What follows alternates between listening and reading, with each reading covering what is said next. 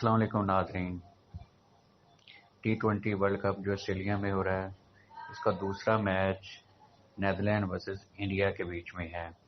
Netherlands Bangladesh से match हार चुकी है, जबकि इंडिया पाकिस्तान से एक बहुत अच्छा मैच जो हुआ और इंडिया इस मैच में जीत गई थी।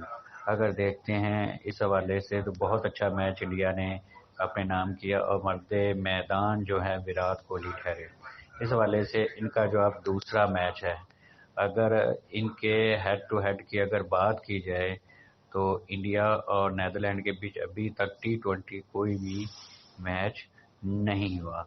अगर प्लेइंग 11 की बात की जाए तो रोहित शर्मा जो है वो खेलेंगे, KL राहुल हैं, विराट कोहली हैं, सूर्या कुमार यादव हैं, हार्दिक पांड्या है, रविचंद्रन अश्विन हैं, अक्षर पटेल हैं, दानिश कार्तिक, अभिषेक कुमार हैं, हर्षदीप सिंह हैं और मोहम्मद शामी। ये 11 इंडिया की तरफ से है। और जो अच्छा रोल प्लेयर अदा करें, रोहित शर्मा बहुत अच्छा जो है वो बैटिंग करेंगे, विराट कोहली डेफिनेटली, सूर्या कुमार यादव जो कि पाकिस्तान के मैच में जल्दी आउट हो गए थे, हार्दिक पांड्या आउटस्टैंडिंग प्लेयर है। इनकी पार्टनरशिप जो है विराट कोहली और इनकी पार्टनरशिप पाकिस्तान के मैच में बहुत अच्छी लगी थी और इसी पार्टनरशिप की बदौलत जो है इंडिया ये मैच जीत गई थी। और बॉलिंग में अर्शदीप सिंह ने अच्छी बॉलिंग की, मोहम्मद शामी ने, और जो है पांड्या अच्छी बॉलिंग करवाते नजर आ रहे हैं। अगर नीदरलैंड की बात की जाए तो इनके कैप्टन एडवर्ड्स हैं जो एक अहम रोल जो है प्ले करेंगे।